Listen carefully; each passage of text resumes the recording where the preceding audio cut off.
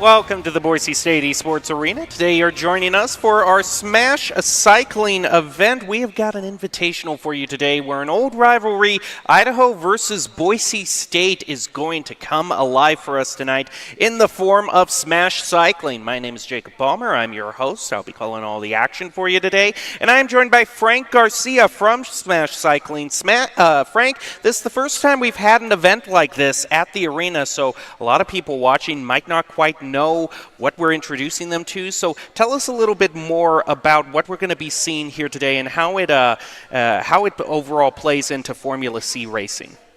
Well, thank you, Jacob. Basically, Smash Cycling has four distinct areas. One is a straight cycling simulation, very detailed simulation, right down to tire pressure. Then we have Zen C Chill, which is sort of spa day, rest day cycling. Then we have workouts. And then today what we're focused on is Formula C. And you can sort of think of Formula C as a blend of Formula 1 and Mario Kart. So you'll have tire compounds and things that you can change out on your bike to make you go faster or slower for longer or shorter durations, just like Formula 1. And then we'll also have power-ups and strategic elements of the game as well, so a little bit more gamified in that particular area. Tell us a little bit more about the power-ups and how players use them and when they can use them. So typically in competitions like this, the power-ups that we give people are the same. So it's more about the strategy of how you use them. And those power-ups would be things like you can crash in corners. So one might be a corner caper, which allows you to go through a corner at high speed, so you don't have to slow down. So the question is, when do you use those? Typically, you'll find more value in those on the downhills than on the uphills, where you're going to tend to go slow, but sometimes you can crash going uphill as well if you're putting a lot of power into the pedals. And then there'll be wind at your back, and there's a variety of power-ups in the game. And so part of learning to be good at the Formula C portion of the game is understanding what those power-ups are. There's another one like inertia, so you could sprint, get up to high speed, and then kick in your inertia, and that will maintain your speed for 10 seconds. Let's say that's all configurable in the game for each of the power-ups for any given event. Well, if you look at the stage behind us, you can see Boise State and Idaho loaded in, ready to go. We're going to be heading down to the first stage, Cyclogen City. This is a pretty long one, a bit of a doozy. I'm looking at over 10 miles of track. So overall, I'm told this is a medium skill map. Tell us a little bit about what that means and how maps are rated on skill. So maps are rated on two fronts in terms of skill. One is how many corners they have and how much you'll need to slow down for those corners. So the tighter the corners and the more the corners, the more the skill will go up. And you can also have obstacles in the Formula C portion of the game, as well as simulation. So you might find a pothole or a rock or something like that in the road that would knock you over. So you need to avoid those. And depending on how many of those there are in a given map, the skill level will rise up. So you've got a medium skill map here because you've got some really tight corners that will catch people by surprise because they tend to follow long stretches of areas where you don't have to worry about crashing, but you have no obstacles on this map. You can see a little bit of a background between the two events. Our own Doc Haskell, head coach of Boise State Esports, competed in master cycling events, 36 races with high finishes, but he is not confident in his team's ability. So thank you, Doc. It's always nice for a coach to give his team a good pep talk and say that you're not confident in them. Meanwhile, from the University of Idaho, the Vandals come into this event well-trained, experienced, and ready to ride, unlike their opponents on the stage, who broke one of their two bikes 2 minutes into warm-ups. And all fair ribbing aside, people watching this might be wondering how they can get involved in Smash Cycling. I mean, obviously we have a very complex setup ahead of us, but what do you need at home if you're watching to get involved in all of this? Basically, you either need a bike with a trainer or a stationary bike that can communicate via Bluetooth to the computer, and then we can virtualize it from there. All right, let's get down to the field. We can see the event starting in Cyclogen City. Right now, temperature set at a balmy 15 degrees Celsius. For those of you red-blooded Americans, that's 59 degrees Fahrenheit. Not too cold, but not too hot either. And we can also see the names of everyone being loaded in there on the top right. Wayne Ebenroth Jr. And tell us a little bit about kind of the main landmarks that we're going to be wanting to watch out for as we head through. So here we're going to go through the city. There'll be one or two tight corners to navigate in the city, but pretty straightforward while you're in the city. Then we're going to cross the dam, and we're going to go into a more rural section. When you cross the dam, there'll be some turns that you need to navigate, but then you're going to go along the ridge and with the river down below. And when you get to the bottom of that, you're going to have some very tight turns where I think we'll see some crashing, and we'll see if, for instance, Wayne here is building up a little bit of a lead, and then the question will become, will he stay upright or will he crash and give his lead away after expending all that energy? Now, this map says that it climbs over 142 feet. Is that in one climb, or is that spread out through the entirety? That would be spread out through the entirety. All right. I did notice it seems like the downhill section is going to be that second set of hairpins that we see about 3/4 of the way in there. So I would be imagining that that would be a time like you'd maybe want to use your cornering power-up to make sure you don't crash. Yeah, that's correct. So there's in Cyclogent City, there'll be a series of very tight corners, one after the other. And then using the power-up, what will be interesting there is can you time it right, and can you, for instance, sprint through all of the corners and get through those corners before the power-up runs out. So what you'll see a lot of times is people will go for it, and that will cause them to crash right towards the very end. So it'll be interesting to see how the power-ups are used today. Here we're taking a look at Gabriel Reynolds, a junior from Boise State. He's a computer science major looking for an internship. Although right now, based on his placements, maybe he wants to get a little bit higher on the scoreboard before he tries to impress us with asking for internships. Meanwhile, at the front, we are seeing one of the Vandals leading the pack, starting to exit the city. We see that the two power-ups on this map are going to be Corner Caper and Inertia. So we already talked a little bit about when you would want to use Corner Caper. Where does Inertia come into play? Well, usually the way that you want to use Inertia is you want a nice flat, straight area where you don't have to make any turns, because once you kick in Inertia, you can't turn it off, which means you'll crash in a corner. So usually you set up for a long straight, and you sprint at the beginning of that straight and go as absolutely fast as you can. So you sort of go all in on the sprint. Then you lock in your top speed by invoking the power-up and ride it out. And during that time, you get to recover as well. So that's one of the ways to play the game as well. Currently looking at the leader of the pack, Wayne Ebenroth Jr., junior from Idaho, University of Idaho, currently leading the pack. We're talking so much about elevation changes and cornering. How is that simulated in the cycling that these competitors are doing right now on the stage? So you can use the game both with a what they call just a standard trainer, and then also a smart trainer. A smart trainer will change its resistance as you go up and down the inclines. So you'll get to feel that in your legs just like you would outdoors. Now, I'm told that this also has night riding options. Can you elaborate a little bit more on that and what might differ if you choose to ride in day or night?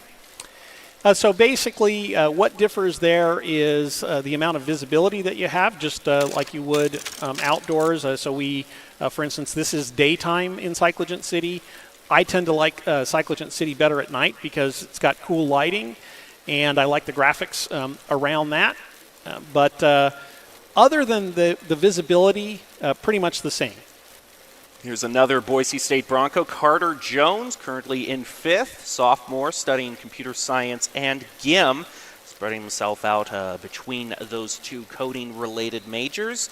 According to this, his interests are gaming, watching The Office, and working out with Matt Merck. And a lot of people might be, looking at some of the competitors, seeing, competitors from both universities in pretty good shape, and some people might asking, well, do you have to be fit and a cyclist to enjoy Smash Cycling?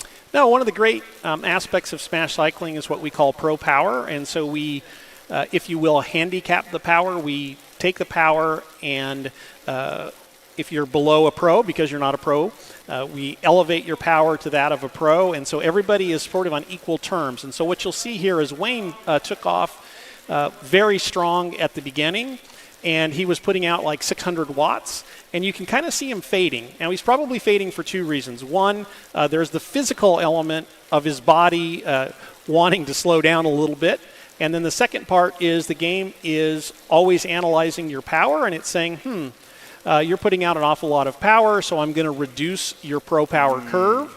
And that's why you would see other people starting to catch him. And this is, probably about a 25-minute ride.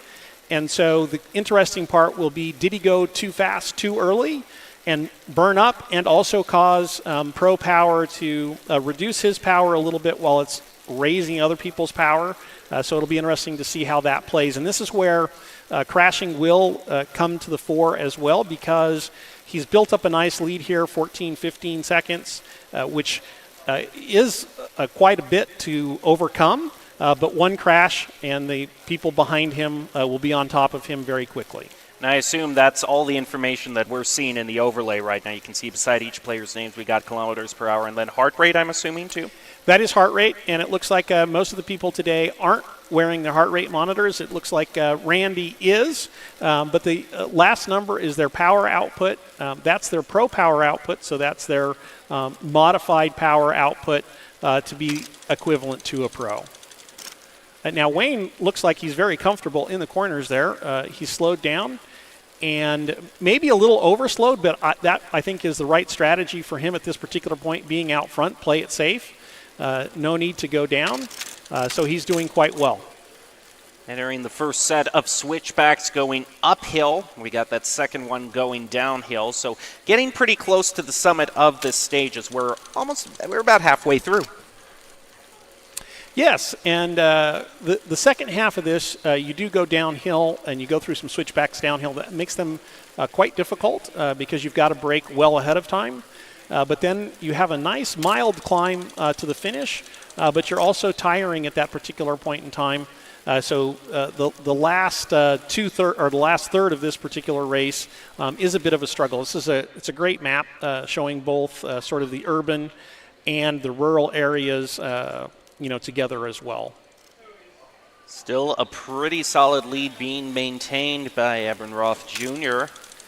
as he has just one more switchback to go. Then we'll have this long, pretty straight section. And is this normally where I think we might see kind of a real power try to come out, where someone really tries to book it in the straight sections?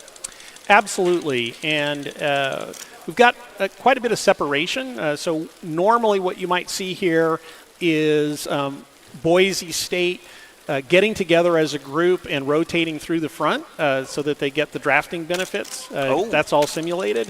I don't see that so much here, but if they were to gather together as a group during that long arc and straight period before the descent, they could make up an awful lot of ground because what you also see here is Idaho is also separated and not using good team tactics from a drafting perspective. Oh, and there's the first crash that we actually see on camera. I'm going to be heading on to Terracotta. But not too much for really the Vandals to worry about. They're all bunched up 1, 2, and 3, whereas the Broncos are the trailing bottom 3 of this tournament. When you're trailing by as much as 1 to 2 minutes, what can you do to get back in the game at that point? Because it's quite a lead. That will be difficult to overcome. What you'll see is, again, hopefully they can get together and work together, but maybe they haven't put enough practice in to those comments that Doc was making a little bit earlier. But what you will see is, as the events progress, you should see them become more equalized as well. Hayden rounding the first of many switchbacks he has to make. Currently behind Carter Jones. And depending on where all of these cyclists place, they'll be awarded points based on their placement. Yeah, so one of the concepts that Smash Cycling has that's a little bit different than some of the other indoor cycling games is we have playlists. This is a playlist, and the playlist can be scored. In this case, obviously, it's a competition, so they are scored. And so you earn points. We have different multipliers for the different events. And based on the multiplier and your finishing position, we assign points to the team as a whole and then to each individual. This is a team competition, so overall we'll get to see how the teams are doing as well.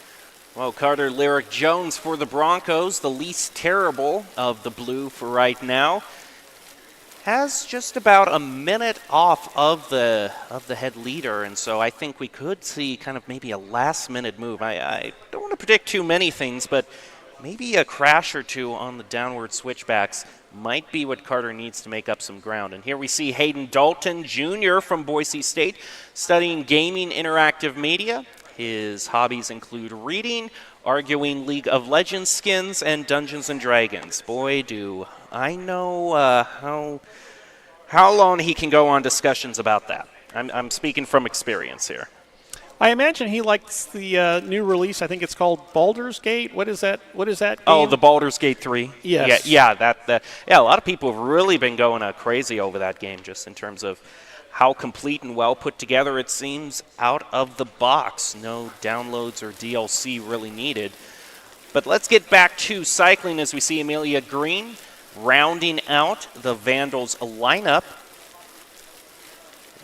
We can see that she's a freshman studying environmental sciences, and hobbies involve reading, writing, and hiking, which I'm pretty sure that hiking makes me think we're going to see good things for the Vandals if already they're the outdoorsy type.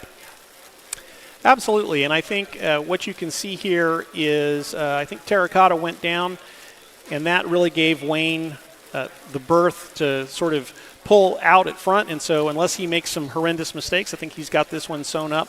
But you do have Amelia now pursuing Terracotta, and you can see this is a very long straight stretch, so she can lay down the power, but it looks like Terracotta is upping her power as well and trying to get to that descent. So typically here on this particular map, you can go very hard here because you're going to get a big rest when you hit the descent. Well, you were saying we saw about 600 watts from first place Wayne Abernroth Jr., but he's been sticking to 400 for the remainder of the match, so really hasn't pushed himself as far as he did, just kind of going to be a little bit steady trying to finish this one out. I think we really see Terracotta and Amelia are now pushing over 500, so they're making moves to shore up their leads as well. Absolutely, and one of the things a pro cyclist, of course it depends on the pro cyclist, but on average there's a thing called FTP, which is functional threshold. That wattage in our game is 421 watts. Great use of a power-up there by Wayne. So Wayne definitely looks to be the most skilled. Very good use of how long that's lasting. Now we'll see he's slowing down because his power-up is probably going to, So really good skill there by Wayne. So Wayne's got both energy in terms of power and endurance, and it looks like he's also got the strategic skill. Carter also making moves, is now in fourth, and Wayne takes a spill around the corner. Good thing it's around one of these corners and not a little bit of a ways back where we saw that deep drop off to the side. It's a good thing this virtual cycling because I don't think that would be OSHA compliant. That would be painful in real life. I've done it myself numerous times, and it's never any fun. Terracotta also takes a spill, so even the top players are really starting to take spills around these switchbacks, which I have to wonder, with as slow as Boise State is going, maybe that might be the little bit of silver lining that they have. They can make those corners a bit easier. May be the case, but those are some fairly tight corners, so it'll be interesting to see how they do going through there. We see Terracotta using a couple of combined power-ups. That's a good use of power-ups there as well. If you can really get up to speed and use your inertia and your corner caper at the same time, you can definitely make it through lots of corners. Terracotta, though, as soon as both those power-ups wear out, he takes another spill. Sent back to 0 kilometers per hour. Meanwhile, Wayne, aside from that one, hasn't had too much problem on these switchbacks. Carter is coming up on them, though, so I think that's really where we're going to see if they can equalize this. He's already taken his first spill. Yep, closing in, but he took a spill. Anyway, back to functional threshold just real quick. It's 421 watts, Jacob, and so what happens there is that's what a person can hold for 1 hour. So that's a steady state for 1 hour. So obviously for short periods of time you can go above 421, but if you try and maintain that for very long, your body just starts building up lactic acid and shutting down. And so basically 421 would be sort of the sweet spot for what you could hold for an hour. Amelia making moves has now positioned herself into second place. Meanwhile, Wayne is just booking it down the hill, already past all the switchbacks. And now he's not going to have any more of kind of that downhill advantage to himself. Just a little bit of an uphill climb before he gets to the finish. So usually you can make up about 10 seconds per kilometer. So that would be about 37 seconds. So he's comfortable position. He should be secure for the win on this map, and it'll be interesting to see how he does in the following maps as well.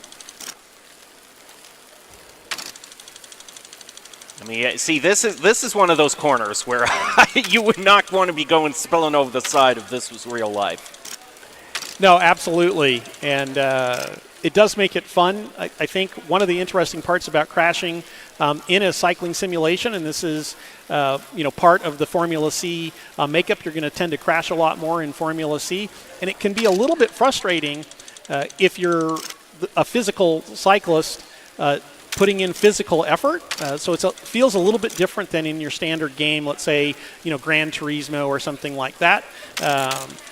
You pay a little bit higher price, but when you do get good at cornering, it's a fantastic feeling. So I think Carter's going to have a pretty straight shot here. Carter can go hard here because it's going to be a straight period for quite some time. So if Carter's got the ability to sort of put in the watts here, he's got a very good chance of catching the person in front of him. Yeah, Carter's really starting to close the gap on Terracotta, only 7 seconds behind. When Ebenroth Jr. going through the first of the turns once you get back into the city. But overall, since we judge these scenes on how many points each team is able to get as a whole, Carter coming in third would definitely at least keep the Broncos in the running. I also noticed that we have multipliers for different tracks. I assume that's for the points that they get for this Grand Prix? That is correct. So we tend to do that as a blend of how much skill is in the map, and then also how much power or the length of time. You can see people starting to struggle a bit. This has been quite a long activity, and you tend to put a lot of power out in a competition, and your legs start burning, you start breathing hard, and you're starting to see that in the athletes now. For everyone except Wayne, I would argue, he's still pushing near 500 watts and is just booking it through the corn, the wheat. What fields do you want to call these? I will go with wheat. Okay, the wheat fields. What's kind of the general background on how these stages are created, how they're modeled, and how obstacles are decided? These are curated maps that we're playing today. Most of the Formula C maps are curated. The cycling simulation side, you can actually load up any fit file and it will build a map and the details around that map. So a lot of procedural art for those techie types out there. And so that's both sides. The Formula C side tends to be more curated. We'll see some of those. I think we see Cade Kart Paris, which is like inside a warehouse in a karting course. Oh, a nasty double spell way at the back of the Broncos. Take the camera away. I can't bear to see a performance like this. Or we could just play it again in super slow motion through the miracle of television just to rub salt in the wound. Or we're just going to see a split screen. Here you can see we've got Wayne Ebenroth Jr. just booking it down the field. Meanwhile, in the bottom left corner, we've got the camera of shame. Very interesting. I'm still looking at Carter. I'm pulling for Carter. We'll see if Carter can hold the watts steady as she goes. Maybe like 475 watts would be ideal at this point. That's something you can hold for a while. Whereas if you sprint harder, basically your body wants to take a break before it continues. And at 10 seconds back, he's got a chance. He could make up about 40 seconds in 4 kilometers. So we'll see how that plays. We'll press Carter to really be putting in the power and see how much he can suffer That's what makes a great cyclist, suffering typically, and that's certainly the case in a game that equalizes your power for sure. We're closing in on the final stretch for Wayne Ebenroth Jr. I have to imagine that he has only about 1 kilometer to go, getting cheered on by all the Vandals fans out there. So he only has a couple more corners to go, and then he'll just have one final turn and a pretty straightaway shot to book it. Here we see Lyric, Boise State's best hope right now, having about 2 kilometers to go, just on the tail of Terracotta. Wayne Ebenroth has just a few more turns to go, then he can turn back into the city, cross the finish line, and score. I'm seeing the multiplier is 1.5 here, so that would be 45 points he'd get. Yes, and I think what they'll do is tend to be higher multipliers towards the end as well.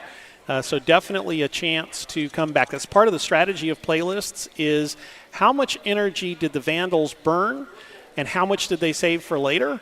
So they're looking a little bit tired, sort of hands on your hips, bent over. Sitting up straight is also an indication that you're starting to tire a tad. And maybe this is just Boise's strategy to save energy for the higher multiplier events and really put it to Idaho in those events. We'll just have to see if it's all part of their grand strategy. Meanwhile, Wayne Ebenroth Jr. still pushing through, managing an average of around 450 watts. Is up to 700 for a second there, so he's really starting to put in his final push to claim first. Definitely has the sense of a competitive cyclist. You know, eyes on the prize and just going hard. And I love to see that just finishing strong. But we'll see if there's a bit of a price paid at the end in the following events.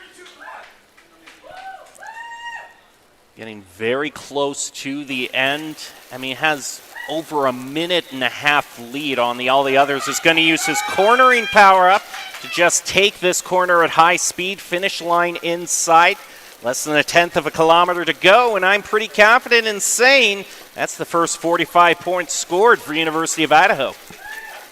Absolutely, and really a great ride by Wayne, and so he could play on the world stage in Smash Cycling, and I think he'd be competitive. This is where I'm really glad that we have that finish line cam, because they were so close, you never know when it's going to come to a judge's decision. Yes, I absolutely needed the cam there for a minute 45 win. Now, I think here's where we might need the cam, although Carter has been faltering. He's now about 30 to 40 seconds behind place 1 and 2, so we could see a clean sweep from the Vandals in the first stage.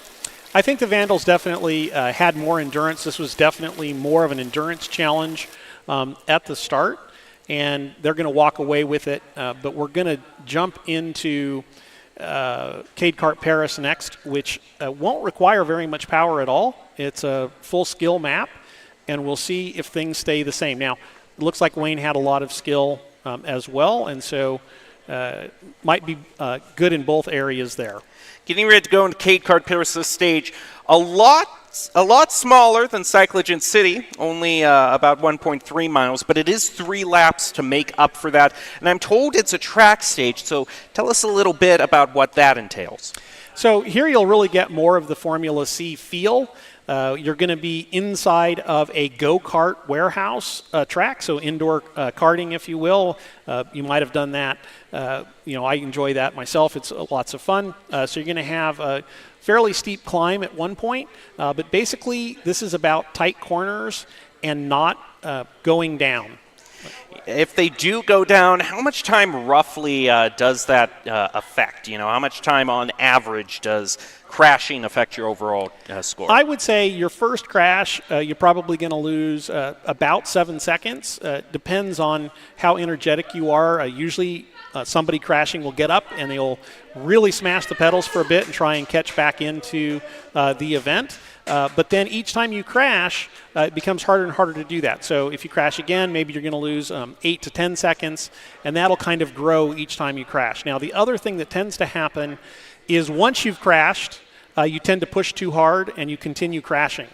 So the best thing to do if you crash is to really remain calm and actually probably try and back off a little bit, because you're going to be naturally looking to go hard. You can already see the reflections of some of the sweat, most notably on Lyric. I'm not seeing that on either Hayden or Gil, so that probably tells us something about the overall time that they put in. Yeah, I think Gil was a little more gamer and a little less athlete in the last race, and so we'll see if that's a little bit different. Well, he is a Rocket League player. He's too used to driving around in virtual cars rather than virtual bikes. Yes, and as I mentioned, same with Gran Turismo and those sorts of things. They're not as physically demanding as a physical esport like you're seeing here. Have you ever had a finger cramp? I think you're underselling the potential dangers that you could have playing those other games. Those can hurt. Yes, when I play my son, my thumbs hurt, and I can't even play well with him.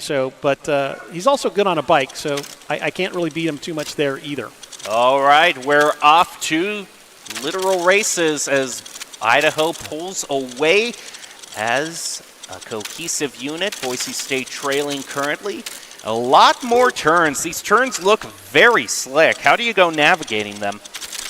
Well, that is the hard part of this. You really, it's a rhythm to ride these courses typically. You just find your rhythm.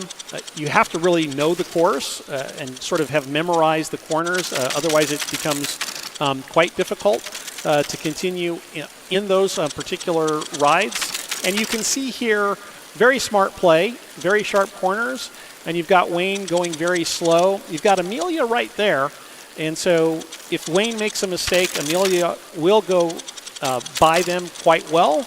And you see she's closing the gap. This is a little bit of the uphill. Now we come to a tricky downhill. There's 2 left-hand turns and then a sharp right turn at the bottom of a hill.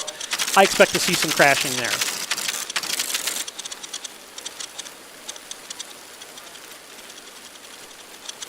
Question is, how much crashing will befall the Vandals? And do my eyes deceive me? Has Heck frozen over? Because Hayden Dalton is actually in 3rd, beating one of the Vandals. So putting in a little bit of a show for the Broncos. I'm sure in turns this tight, they would wish that they could have their corner caper power-ups, but for this particular map, we don't have any power-ups for these players. Well, I've just been informed that Boise State was scratched in the last event. They got 0 points.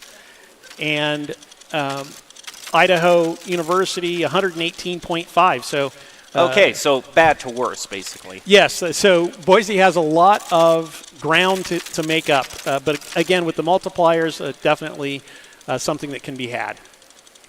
Just have to see how it turns out. Wayne Abernoth Jr. still not faltering at all. Here we see Carter Jones bringing up the rear of the pack. In contrast, there go the Vandals. They even managed to get their logo on a few of the jerseys for a nice little bit of customization. Yes, people tend to like to see their jerseys in game, so that's one of the things that we do. Definitely starting to see the fatigue set in for some of the players on stage, but pushing through nonetheless. We're going to have the final lap warning as the leader crosses the finish line. Ready to get even more points for the Vandals. Well, you guys have cowbells out in the audience. Definitely you want to ring those. That's typically what happens in cycling races as the last lap of a crit starts. Okay, someone was hearing, but they were a little bit indecisive yes. on it. They were kind of judging whether it was too much after you said so, whether it would be awkward, or want to just make it even more awkward by trying to ring it now. Either way, Hayden putting in a pretty respectable performance at 3rd, keeping up with most of the Vandals. Right now, the Broncos' best chance at getting some points on the board. All of them in their final lap. Carter now starts his final lap, so everyone is now in lap 3. We'll have this race all done and dusted pretty soon. Well, I think it's, as you can see, and I think as the event goes on, you'll actually see Boise move up, and this is a good indication of that. So Hayden definitely making some progress. and also showing some skill. He'll have to maintain this lead. Terracotta is making quite a move on here in the final stage. Just a couple more turns to go. Let them take the inside of the turn. Moving on into the final home stretch. Terracotta, I think he's gaining little by little. Has to slow down. I think that this section right here, it's the straightest section before the finish line. Oh, and he crashes, takes a nasty spell. Hayden's going to secure third place for the Broncos. Absolutely. Now he just has to remain calm and get past the finish line and not crash, and he'll be all good. It looks like that is the case. Boise State finds their way onto the podium in that one. Hayden getting third. That'll be a cool 23 points. Doesn't quite match the over the 100 that Idaho already has, but it's a start. You got to start somewhere. At least you're off a 0. At least they are off a 0, so they aren't going to finish this with a goose egg. We're now going to be moving on to race 3. I think Doc is sweating more than Gil. You know what? That's an excellent point. I think we definitely need to take a look into that later on. I don't know. We might need to get Doc on that bike here pretty soon. We might need to. The Broncos might need all the help that they can get. I mean, this is... He's doing some serious coaching there, though. Look at that. I like that. He is trying. Here we can see a look at all the points that everyone has gotten. And, yeah, Idaho really just on a complete tear.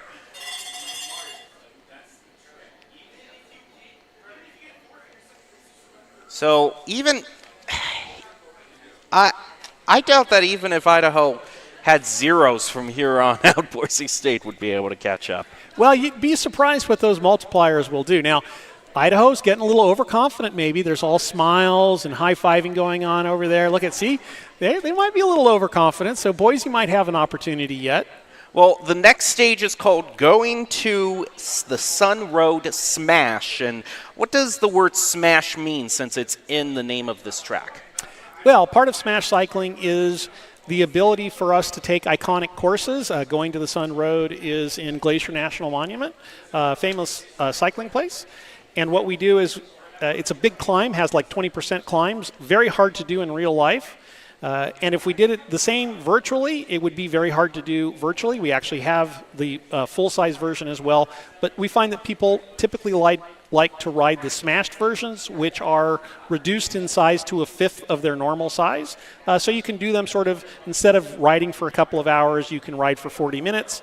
It's much more doable in a normal period of time and fits much more into a normal workout routine. What are some of the other iconic maps in Smash Cycling that a lot of people like to go on? So one of the things that we've been doing with regards to iconic maps is also doing stage races. So you'd have the tour replicated but smashed, so it would be a fifth the size, so us mere mortals can ride that course. We do the same for the Giro and the Vuelta, and whatever iconic courses they're covering, the Tourmalet, so on and so forth, Alpe d'Huez, you'll see in the game as well. I do hear from Doc. He's saying get ready, so we're loading in, ready to start. On your marks, get set, go, and they are off. Amelia taking the early lead right out of the gate, and there are a bunch of power-ups for this one here that everyone's picking up. Yeah, and Carter did a really good job there, but missed the power-up because it got taken by a vandal. Perfect term there for stealing the power-up. And now he's going to be a little bit behind with regards to that. But he's holding his own well, and we'll see how that power-up turns. That power-up is Razor's Edge, which basically turns you into the width of a razor, which in cycling is very important because it changes your aerodynamics dramatically, and you're able to go much faster. Look at this. Carter Jones just keeping neck and neck with the leaders, Wayne and Amelia. Not following behind. Despite the fact that he got no power-up, he's still managing to keep up with them. Of course, it does help he's getting a bit of a draft from sticking behind. Going in the move on the outside, takes first place, and the Broncos lead for the first time today. Absolutely. And as I said, as this event goes on, a couple of things will be happening. Boise State will calm down with regards to their cornering and whatnot, and also the game will be equalizing everybody, so they'll get an opportunity there as well. Doesn't hurt that he also had at his fingertips. They do have the Great Responsibility power-up, which drastically increases the power that they can put out. Right now, Carter Jones not even using that power-up, but pushing 750. Yeah, absolutely. So Carter here has found his legs. Good map to find your legs on. There's a big climb coming up here after we go through some technical sections. And as long as he stays upright, he's got a 4-second lead. Now, Wayne and Amelia could be working together. But again, what you're going to see, and he picks up a power up there off of the road. When you're in front, it's a little bit easier to do that. Those are all the way across the road. And what you'll see here now is Carter did not burn the amount of energy that Boise burnt in that first event. And so this starts to become strategic. So we could see Carter performing very well through to the end of the event. Another great reason why he would want to perform well on this stage is that the multiplier is up to 2. That's the highest that it's going to be today. So all of a sudden that 30 can turn into a whopping 60 for the Broncos, which will do wonders in helping them close that gap that the Vandals have opened up. Yeah, they're only 155 points down, so they really do have a chance still with the multipliers. Now, he didn't steer and pick up that attack dog, which makes sense because attack dog only helps you if you're in a secondary position. It doesn't help you as the leader. It gives you 50 watts per rider in front of you, up to 10 riders. Now, I think he's going to pick this one up. What that does strategically is it keeps the Vandals from being able to get it as well, and so they can't pair up. And you see Wayne is taking a little bit of umbrage and starting to come back and leave Amelia behind, and so it'll be interesting to see how that plays. He goes to pick up the power plant power-up that boosts his power output by 200. You kind of can see a little bit of the strategy coming in of some power-ups might be placed a little bit more toward the outside of turns, so you're not taking really the ideal racing route, but you are picking up power-ups that can help you. And yeah. Coming up on the razor wire again, he'll pick that up. Now that will be very helpful. So if Wayne uses that at the appropriate spot, you don't want to use it typically right before turns because you're just going to either have to go too slow and burn the power-up or it's going to cause you to crash. But if he saves that for a straight area, he will make easy work of that 7 seconds. A little bit of an overhead shot, showing third and fourth place, Terracotta and Amelia respectively. Wayne wants to get back second place, already used the razor wire, but Carter is still staying in the lead. Yeah, Carter is on fire right now. So I think Carter wants to at least gain one victory for Boise State, and he's in good stead to do that. Now, this is 2 laps, so endurance will become part of the play as well here. So we've still got quite a ways to go in this event. So we're only really about a quarter of the way done. So you do have to measure your effort in cycling, just as you would in running, and so we'll see how that plays over time. Here we see an excellent demonstration of what they call going grandma pace because he hasn't really broken 300 watts at all. Hayden and Gil really struggling to break that threshold. Gil's waving at you. I appreciate that. That's something you can tend to do when you're going, the speed of a snail. Yeah, well, I think this would be where Gil could really show his heart, and if he wants one of those internships that he's looking for, he can really show how much power he can put into the pedals for a while, and how much he's looking for that. I'll be more than happy to just stay up here in the observation tower eating my cheeseburger and judging all the cyclists on their athletic abilities. Well, one of the nice things, I always say that there is a sort of a salad and protein crowd. I'm more of a burger man myself, and so one of the nice things about the handicapping system within Smash Cycling is I can still eat a burger, and I don't always have to be doing salad and protein. I mean, really, that's maybe the course of action for Hayden and Gil. Maybe just eat anything right now, some sort of fuel. Well, or maybe just drink an espresso. something with some caffeine might help. Meanwhile, Carter using 2 more power-ups, the power plant and Razor. He's basically picking up everything that already benefits him in first place, and he's keeping them away from Idaho for the time being. Great strategy. He's also using them at a good place to use them because he's got a lot of straight. I think Wayne was a little too anxious on using the Razor's Edge in the corners, and so he had to sort of say going slow so he didn't get the full advantage of that particular power-up. Now, we've seen it come out a little bit beforehand. We've seen drafting help some players get a speed boost, and I wanted to ask, how much benefit do the racers get from drafting in this game? So the more people that are directly in front of you, the higher benefit that you get. But if you're directly behind just one other player, you're getting about a 33% benefit, so which means you have to put in a quarter or 25% less power, and that is a huge savings over time. And if you have the full team, the back person might be getting a 50% reduction in power necessary to maintain, and that can really work to your advantage over time. Now, with the shorter events like we had in Cade Kart Paris, those tend to be sharp and quick and not so much endurance. But obviously the first one, lots of endurance in that one. And you do have the endurance play in going to the Sun Road Smashed. Even though it's smashed, they're doing 2 laps, so they will burn some energy here. Carter has no benefit of any sort of power-ups to use at the moment, but still pushing out, not really falling below 400 watts. Well, and I think you can see Wayne is really starting to struggle, and so it'll be interesting to see how much power Wayne can hold on to.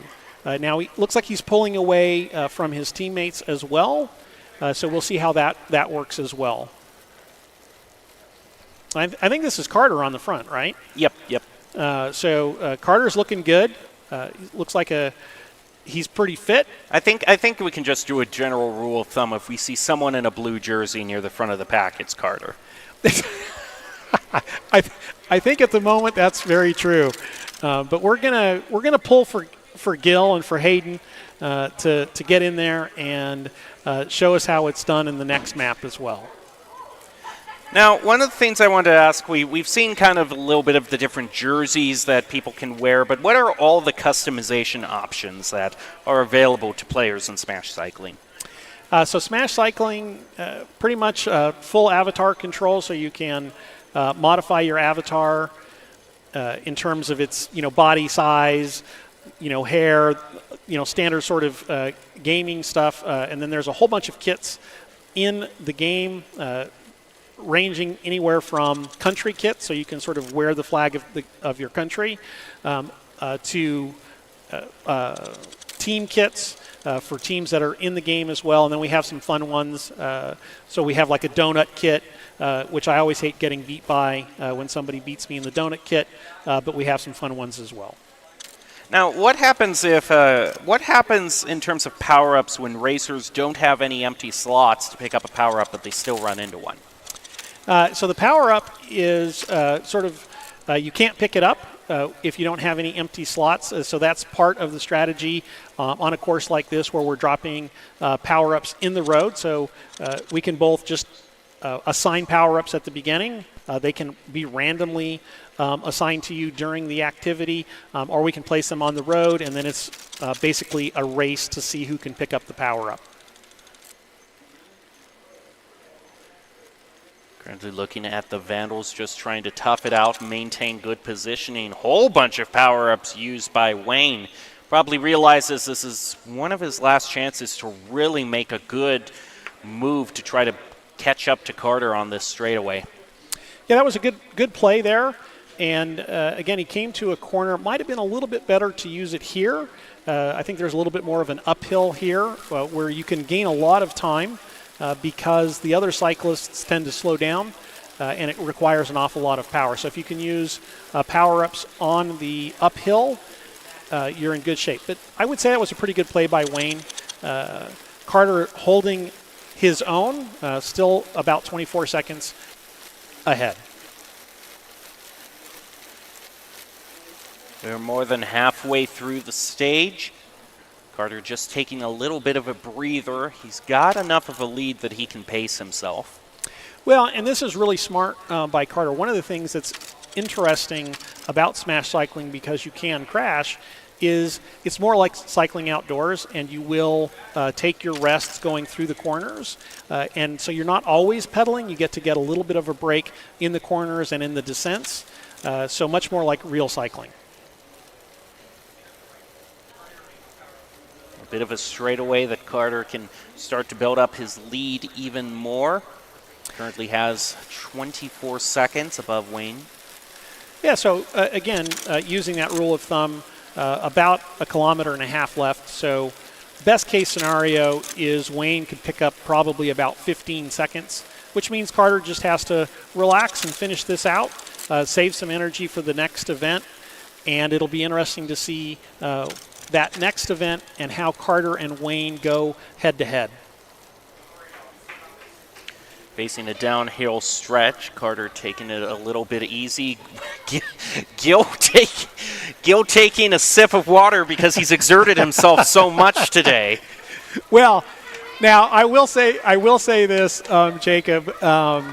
It's fun sitting up here, but when you're on that bike, your legs do start to burn. It definitely is an athletic activity. So to be fair to Gil, he probably wasn't expecting it to be quite as hard as it is today. No, I can guarantee I would win if I played this because I'd use an e-bike. That's yeah.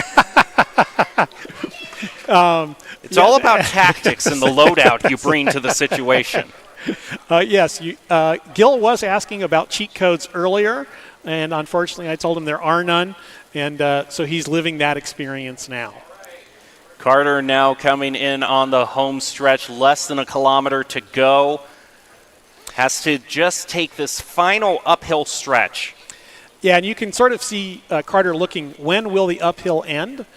He's going to be very happy when he gets there and be able to go down. This particular one hurts when you're going up this particular hill, and this is smashed to 1/5 of it. So Carter could be thinking, really like the name Smash Cycling at the moment, because if it was 5 times longer, it would be quite painful.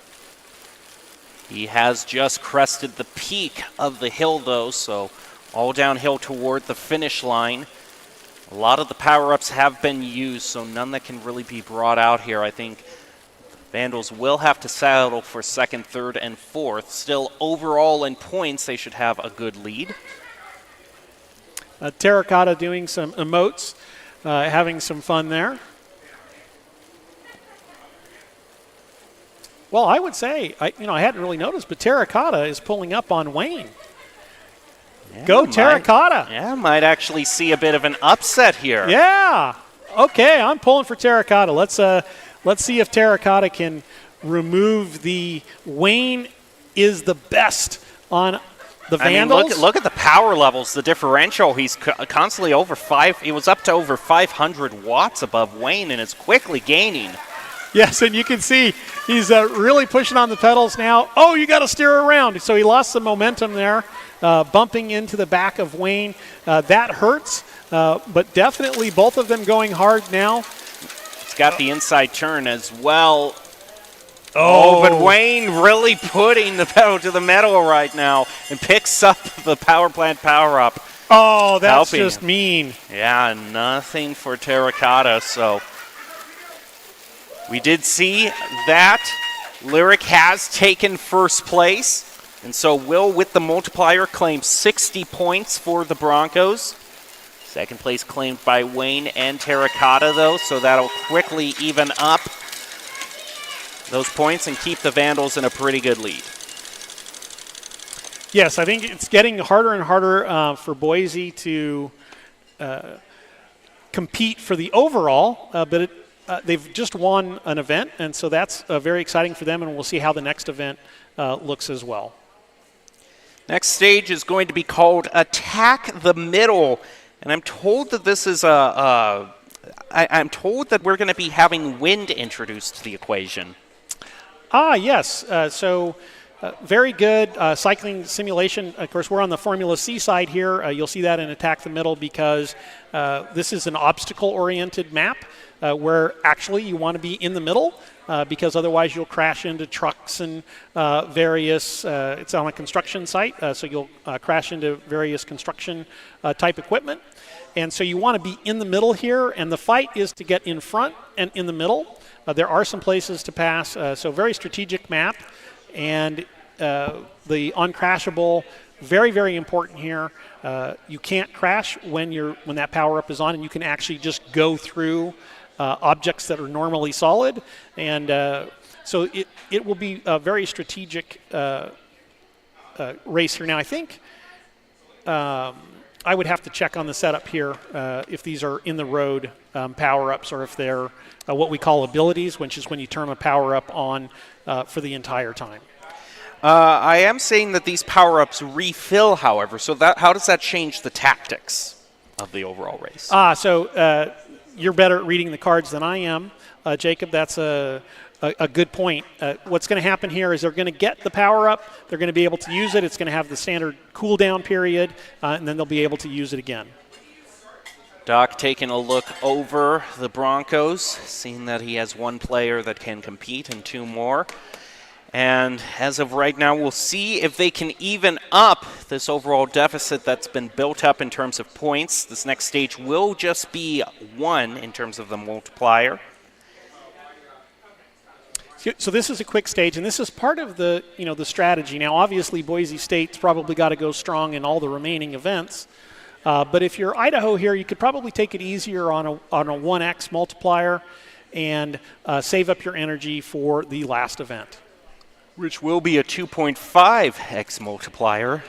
That means that 75 points for first place.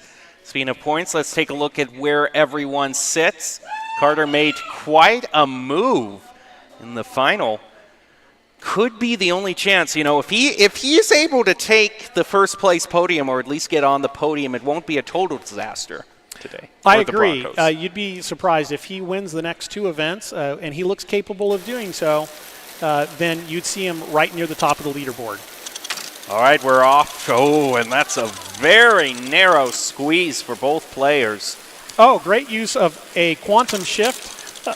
So what you see here from Wayne is the ability to pass through the other rider who blocked him in that narrow passage. Single track, if you will, on a mountain bike. So we'll see how that plays throughout this particular period. Oh, uncrashable. There, he could have gone right through that. And use a lot of power. Terracotta has taken the lead. We saw him making a real big effort on the last track and is now really helping the Vandals. They're all competing as the same team, but I can imagine, you want to be first place on your team. Absolutely. And what you see here, Carter is actually using the draft here. So what he's got is the Vandals all in front of him, but he is benefiting from their work. And as long as he stays at the back there, he will save energy, and this is 3 laps. So maybe he'll make his move sort of halfway through or maybe 2/3 of the way through. He's already making one. Yeah, he's got into third. He's got to stay with those front guys. Oh, Terracotta, that hurts. But Wayne here is in 3rd place. Amelia now coming to the fore. Carter trying to close that down. And if Carter can get on that wheel, again, he will save the energy. Now, what's the difference as we go into the concrete bridge here? Do the riders feel any resistance between the dirt and the concrete? They do, actually. So that is one of the things that's very unique about Smash Cycling. The resistance changes. You feel that resistance change. The surfaces can be wet, and if they're wet, they feel differently as well. So all of that simulation, cycling simulation, is in the game. Even down to how wide your tires are, what kind of knobs you have on your tires, and what sort of tire pressure you use. All of that is part of the simulation. Now, we have a bit of wind kicking in on this stage, but what other types of weather does Smash Cycling offer? From a weather perspective, pretty much any weather condition we can simulate, but typically that tends to be rain and wind. Carter still keeping pace with Amelia. Rounding the final U-turn before the final stage, final lap. And I think Carter is being intelligent here and just sort of saving the energy. Then you can take it out on the last lap. Now, Amelia trying to get a little bit of separation. Nice attack. Very good bicycle tactics coming from Amelia. But the quantum shift puts Carter into the lead in the final stage, and he is really attacking turn one with vigor. Absolutely great play. Carter is showing the gaming skills coming to the fore. And there were his teammates clear back passing under him on the bridge. I appreciate your work, Amber Person. Putting things into perspective, I like it. Yep, Gil and Hayden do seem to be struggling a bit with the physical aspects, but not Carter. Carter is really developing both the skills, and it looks like he's got the fitness to really play the game. Still staying ahead, but Amelia, the rest of the Vandals are hot on his tail. Yeah, Amelia using a power-up there. That's a weightlifting power-up. Now, I think we might actually see our first lap be brought out here because Carter's about to lap Hayden and Gil coming into turn 7. Oh, hopefully they'll make the finish line before that happens, and then Carter will be transported to the next event. Well, he only has one more turn to go. Slight uphill gradient on this, but he is still consistently pushing out more power than the Vandals. So I have to think that Carter is making moves to push himself to at least a podium finish. Yeah, absolutely. There he goes. He's got first place. And Terracotta, despite that crash that cost him so much, he was able to clean things up, recover pretty well, and claim second place for himself. Yeah, very, very nice there. And we see Wayne might be suffering a little bit from some fatigue as Amelia and Terracotta finish in front of him. All right, Doc leaning in towards his favorite student right now. Yeah, Gil, that stuff on your forehead is called sweat. I'm sure he appreciates the info. Yes, I just thought I would pass that along. We also positioned the Vandals closer to the big fan in the room here, too. So the fact that the Vandals have more ventilation and still Gil isn't breaking a sweat really says something. Well, and Carter is as far away as possible from the fan. By the way, that does make a difference. Very nice hosts here at Boise State to put Idaho in the favored position. If I was the coach, I would have put them at the far end and maybe even put up a wall between them and the fan. Now, what in the name of all that is holy am I looking at right now for lap 5, game 5? So the final one. This is fantastic, Alien C, and kind of an odd graphic here. This is a very difficult course, very technical, lots of uphills. And so although we call it medium skill, I would say this is a higher skill map. No obstacles, I think, is the reason it's a medium skill. And it says some climbing, but this one really does hurt the legs. And you tend to go in these circles uphill, and then you tend to go in some circles downhill, and it's hard to not crash in those particular circles. So it'll be interesting to see. Now, this has a 2.5 multiplier. I think Carter is definitely closing the gap, certainly for himself. And he might have a shot at the overall win at this point. He's only 20 and a half points back. Oh, nope, that's Terracotta. So Carter is still a bit down there. He's 41 points back. Still a chance, but as long as Wayne doesn't totally fade in this event, should be able to stay in front of Carter. Now, Amelia and Terracotta both definitely within striking distance on a 2.5 multiplier. And then rounding out the rear, we've got Hayden and Boise State Esports number 2, which I think says all that you need to know about the performance that they've put out right now. Let's head into the 5th stage, however, because we've seen a lot of different themes for the tracks. We've seen road, track, mountain bike, and bringing out sci-fi. Are there any themes that we aren't going to see today, but are still available if people are interested in Smash Cycling? I think that about covers the various themes. There's gravel. So in the more standard cycling simulation area, there's road, mountain, track, gravel, and those are those particular themes as well. And I just have been updated with the score. So the current score is Boise definitely picking up the pace at 164 points, but still trailing quite dramatically, 363 points for Idaho. University of Idaho. Does look like it will be a runaway victory for the Vandals, but we have got one more track to finish out. Players just getting a bit of a rest, well-needed rest, I would say. Now, will all the climbing in this stage be a factor for the riders? Because it seemed like this was kind of the most extreme I saw in terms of elevation. It will be. So this one, I'm not quite sure why. I think it's probably the visuals. So you'll have quite dramatic visuals here in terms of a sci-fi oriented map. And you're going in these circles while you're going uphill. And it just seems mentally to be tougher. Now, I also just want to mention that because the gap between the races is a little bit longer, we'll have time throughout this to hand out a bit of swag. We've got backpacks to the most enthusiastic fan and an apron to the best dressed fan as well, because they want to protect the getup that they brought here. So, absolutely. I think they're going to go home and do a barbecue after all of this exciting racing. I think they're going to invite Gil. Maybe give him, a hamburger and a hot dog. Big slice of chocolate cake. Well, I think he could use a nice chocolate bar about right now. But he does have a good noodle star that he has. That's right. That he has applied to his chest. Boise State doing better than expected, really, all things considered. Wow. Doc is being hard on the team today. Well, sometimes you need to apply that tough love to get the best out of your team.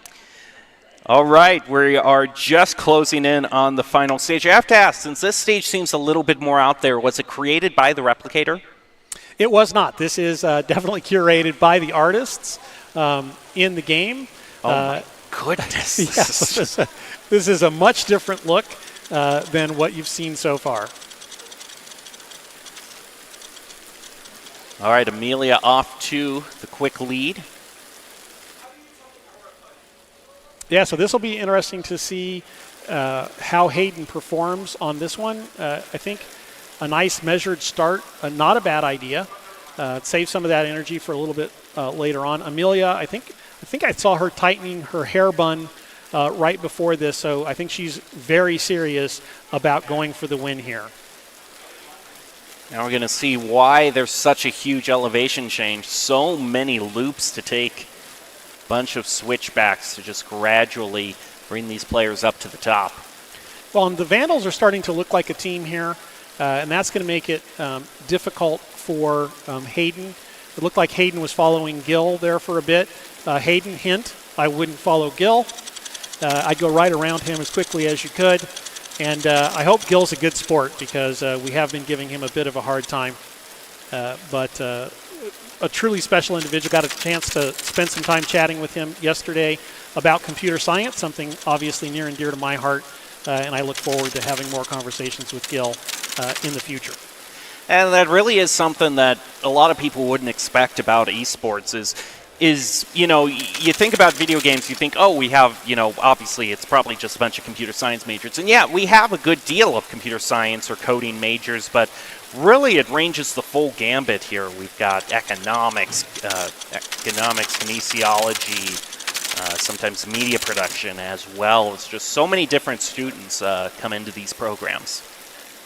Oh, yeah, absolutely. I think that esports is very broad in its inclusion in terms of the types of people that like to play games, and it's great to see that developing more and more over time.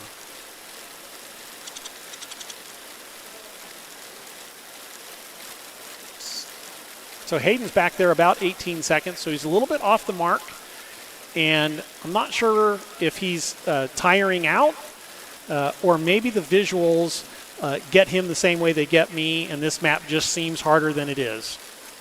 But the Vandals looking very good. They're about as bunched up as you could possibly be. Wayne retakes first place. Yeah, the Vandals definitely showing their teamwork at this point. but maybe as we get into the second lap, they do look to be competitive individually as well, so it'll be interesting to see how that plays. And I think Wayne wanted to take the win in every event, and so he's showing that here as well. Well, they all have the benefit of going downhill because we have reached the very top of the stage. Just a few more loops as we head down. Okay, so we did have a technical as well. So Carter got removed from the event due to some inactivity. You have to sort of keep pedaling in the game to sort of stay there, so that's a bit unfortunate. Quite unfortunate as the Broncos' only hope fizzles. So now, oh, off the edge, two of them go. Amelia and Wayne both taking a spill. I think Amelia was the only one not to take a spill, maybe? Nope, I guess you're right, she did. Still, I mean, they've got such a huge lead, it's not going to be that big of a factor. I think maybe she waited up. I think they want to finish as a team. That's great team showing.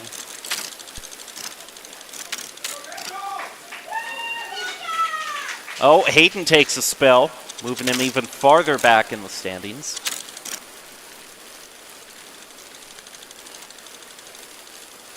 Now we just have one lap to go as they're closing in on the finish line, and then that'll probably be the end of the tournament that we have here today. Vandals looking for a clean sweep of the podium. Yes, it looks like they'll definitely take the clean sweep. Unfortunate that Carter didn't make the last event. I think it would have been really fun to see if he could have risen to the top. But I think also Wayne here wants to hold on to the lead. And even if Wayne had finished in second position to Carter, I think Wayne would have still taken the overall. Hayden, now that the camera's on him, making as big of an effort as he can manage. What is even going on with Gil? I saw him just 50 watts there for a second. It's poor Gil. He's like I said, I think his bike fit needs to be a little bit different as well. So he's probably actually struggling more with the bike fit than anything else. And honestly, that's a big deal. When you get set up in Smash Cycling, you do want to get set up appropriately. Otherwise, your legs will not like you very much. And so I think maybe Gil's suffering a little bit from that. Tight spaces up there on the stage. Definitely fun for us here viewing, but probably a little less fun for the riders themselves. So at home, just make sure you get all of that set up right spot on. It makes a big difference. Just a little bit over 1 kilometer before we finish this race. Wayne in the lead. Well, and I think if Amelia passes him here, Amelia's got a shot at the overall. So I'm going to try and stoke the fire here for Amelia and see if she can get past Wayne and take the overall. And remember, there is that 2.5 multiplier, so everything is riding on this stage. We just have a few more turns to go before we reach the top. And I think on the final downhill section, that's where we saw the crashes last time. So one final crash could actually be the ticket to an upset for either Amelia or Terracotta. Yeah, absolutely. Now, Wayne has been pretty steady. He's crashed a couple of times out there, but been very steady.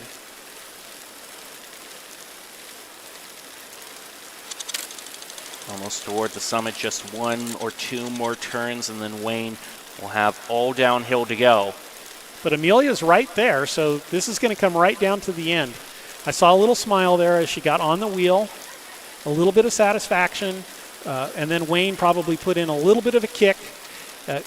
Cycling can be very mental, and so sometimes what you want to do is let somebody catch you and then go hard, because at that moment they get sort of an elation that they've caught you and they think they're in the game, and then you put the hammer down, and that can really take the heart out of somebody. You can see them all lined up, 1, 2, and 3. Moving into the final stress, half a kilometer to go. Oh, Wayne using a wind at your back power up on the downhill. dangerous play. So we'll see if he hangs on here as he hits some of the tight corners near the bottom of this descent. This could be the play that hurts him or takes him to the finish all by himself. Certainly looks to be the latter right now. Just corner caper. So he was never worried, not for a moment. So well played. Almost toward the finish line, just has one more turn to go after this. And then he'll have a straightaway to the finish line to end the Smash Cycling tournament, secure himself first place. Wow, Wayne just using all of the power-ups. Which I think was probably a little bit of the mental you were talking, allowed the others to catch up and then just used everything he had. Yeah, absolutely. Well played. All right, where he made a strong showing early on and finishes first place in the most valuable race that there is for this tournament. And there goes Amelia and Terracotta also finishing solid second and third. Doing a good job and sweeping the podium.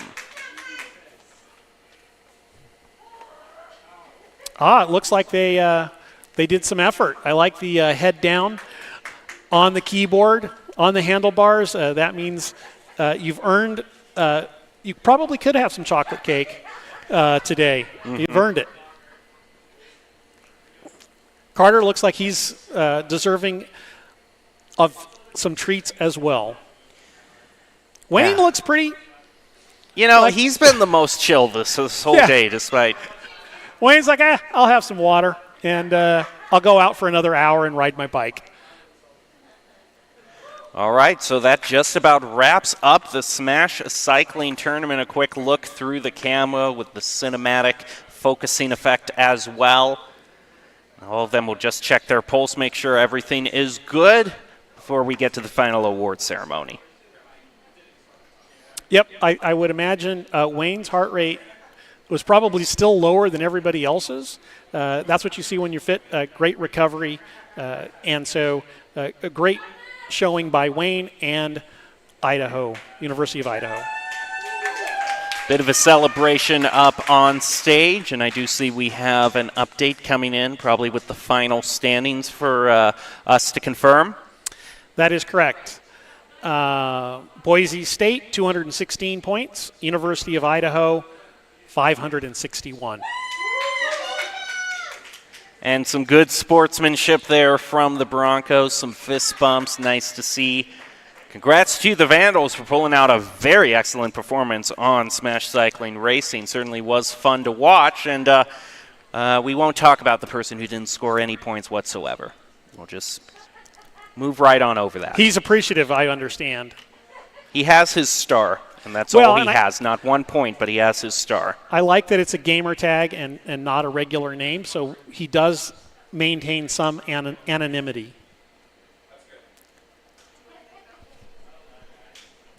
All right, well, that just about does it for the tournament. I want to get your final thoughts overall of how you think this went, and if you have any final closing takeaways you want to leave. No, it was great to see the collegiate athletes out here performing on Smash Cycling. Very fun for us, and be looking forward to getting their comments for what they thought as well. Well, it certainly was fun for all of us to watch. We want to thank you for joining us. And, of course, don't hesitate to check out Smash Cycling if you want to get involved in this competitive community and all it has to offer. But as for us here in the arena, we all know how it turns out. Vandals sweep first, second, and third. Congratulations to them for coming down to Boise and showing up the home team. For now, though, we got to get out of here. We hope you have a great rest of your weekend. Maybe do some bicycling while you're at it. We'll see you next time here at Boise State Esports. Thanks for watching.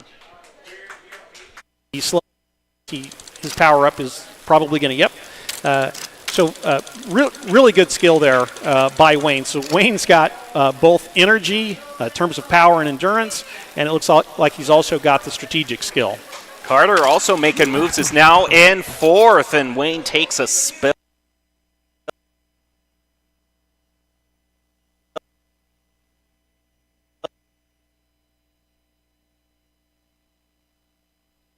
around the OSHA compliant. That would be painful in real life. I've done it myself numerous times, and it's never any fun. Terracotta also takes a spill, so even the top players are really starting to take spills. Short periods of time you can go above 421, but if you try and maintain that for very long, your body just starts building up lactic acid and shutting down. And so basically 421 would be sort of the sweet spot for what you could hold for an hour. Amelia making moves, has now positioned herself. For those techie types out there, and so that's both sides. The Formula C side tends to be more curated. We'll see some of those. I think we see Cade Kart Paris, which is like inside a warehouse in a karting course. Oh, a nasty jump. Getting very close to the end. I mean, has over a minute and a half lead on all the others. Is going to use his cornering power-up to just take this corner at high speed. Finish line in sight.